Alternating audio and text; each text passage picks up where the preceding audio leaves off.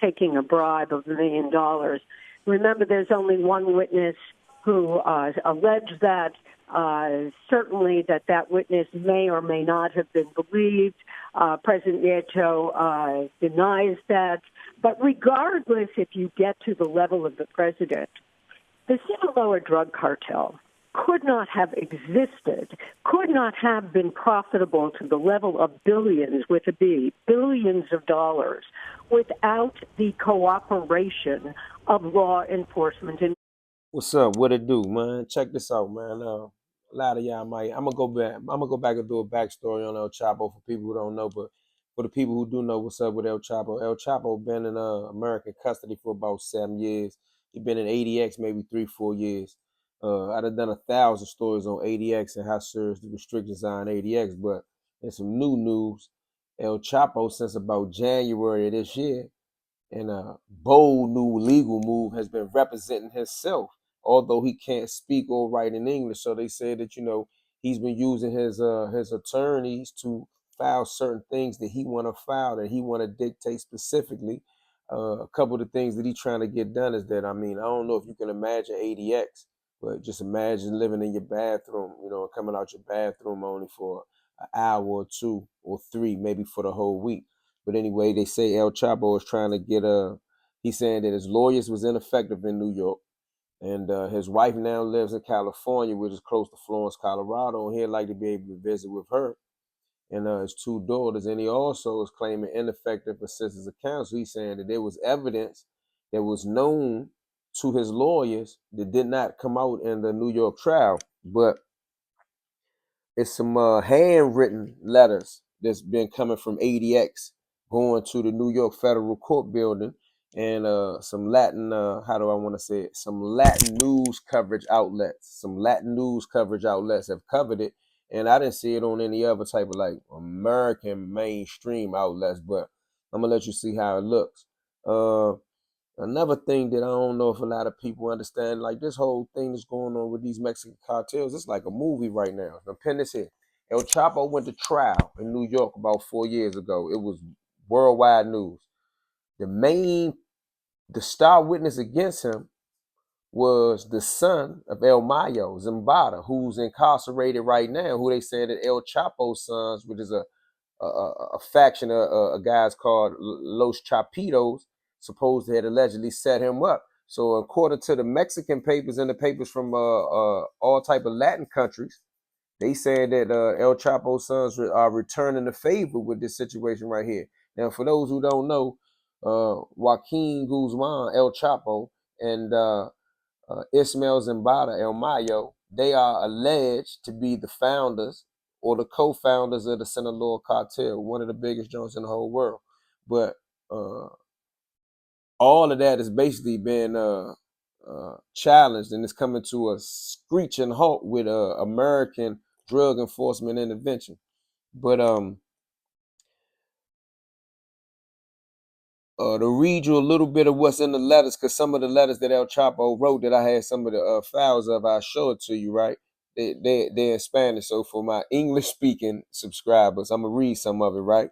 And he says, this is El Chapo's exact words. I have been extradited to the United States for more than 7 years, and to this day, I have not seen the sun. I got to stop right there. He said he has not laid eyes on the sun. So if you watch the fly interviews that we do over here, excuse me for getting off track, but if you watch the fly interviews that we do over here, Fly said that they build the walls at ADX so that you can't see the mountains, you can't see the sun, you can't see anything that's beautiful from God's green earth. This is what El Chapo, is writing to the judge. And then El Chapo is in a more restrictive part of ADX than Larry Hoover, Wayne Perry, Fly, any of these other guys like the Unabomber, Terry Nichols, all those guys have been in. This guy right here is in a special junk like the dude Ramsey Youssef. So he says, I have been extradited to the United States for more than 7 years, and to this day, I have not seen the sun. So begins one of the handwritten letters from Joaquin El Chapo Guzman, sent from the maximum security prison in Florence, Colorado, where he is serving a life sentence following his 2019 conviction. The 67-year-old, one of the world's most notorious criminals, has repeatedly expressed grievances about his treatment by the U.S. authorities. describing the conditions of his confinement as great torture, 24 hours a day. I'm going to repeat that one regardless. He described his treatment by U.S. authorities, our ADX, as great torture, 24 hours a day. And he wrote that in Spanish. Frustrated with the request not being met, the founder of the Sinaloa cartel turned his back on his lawyers and since January has been representing himself from prison. I didn't see that covered nowhere. They had the evidence needed to confront the authorities, but they did not do it. And because of that, they were ineffective, he says. Unable to speak or write in English, El Chapo has relied on one of his lawyers to translate and transcribe his dictated messages in a desperate attempt to improve his life behind bars and to push for a retrial.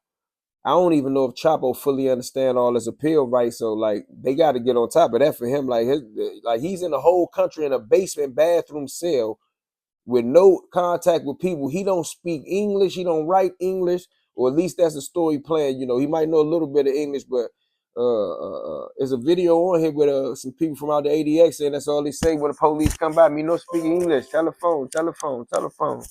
So like that's a hell of a situation to be in. So from prison, El Chapo has sent out hundreds of pages of letters. Sometimes he petitions the prison system for additional time outside his cell, increased visitation rights for his wife, Emma, and their two 13-year-old daughters, or access to materials like English classes. At other times, he meticulously scrutinizes testimony from former associates who testified against him, distancing himself from past allies and allegations while urging an appeal court to revisit his case. He has also directed letters to Judge Brian Cogan, who sentenced him to life seeking clemency. Before taking on his own defense, he complained last year that the key documents were withheld and even wrote to the president of Mexico asking for his help. In his latest series of letters, Guzman challenges the credibility of Vincentiano Zambada, son of his main partner, Ishmael El Mayo Zambada, and the United States' #1 witness. You heard that? El Mayo was his son was the United States' #1 witness against him in his federal trial in New York. He himself said in court that the Mexican and the United States government campaigned against Guzman to inflate his image, only to bring him down, says Guzman. That's El Chapo. There is too much politics in my case. I ask you please to base it on Guzman's behavior and not on what the media says. Guzman, please. There is no justification for keeping me in these cruel and excuse me, let me say that again. There is no justification for keeping me in these cruel and inhumane conditions, he wrote to the director of the Federal Bureau of Prisons, the BOP, earlier this year. U.S. authorities, however, feared that El Chapo could escape, given his two infamous prison breaks in Mexico. The most recent, in 2015, involved a mile-long tunnel where he rode like a motorcycle on a train track a mile away to another property that his crew bought and built just to build a tunnel, and walked out of a maximum prison, a Mexico maximum prison is similar to ADX on their level, but you ain't digging no tunnel in ADX. Like you had to do something else. You might have to teleport out that joint. So a mile long, built by his associates under the maximum security of El Tapalano prison, complete with lighting, ventilation, and space for Guzman to escape on a motorcycle. Now, Guzman spends only 3 hours a week outside of his cell, has no contact with other inmates or guards except during brief handcuff transfers, and his calls, letters, and visits are tightly controlled. Determined to avoid any risk, Washington has maintained these high restrictions. Since its opening in 1994, no one has ever escaped from Florence, Colorado, also known as the Alcatraz of the Rockies. However, they do have a documented escape attempt, but many people say this white dude was trying to check in because the ABs were trying to get his ass. We found these rare, if poor quality pictures in the files of a court case. The video shot by the staff shows a new inmate, Lawrence Clacker, a member of a prison gang, being brought in through the underground garage. Most prisoners spend up to 23 hours a day in their cells, every minute, every meal. The window in their cell is blocked, so they can't see the mountains. The inmates can watch a 12-inch black and white television or read books to pass the time, and if they behave, they may get limited exercise in a one-man recreation pen.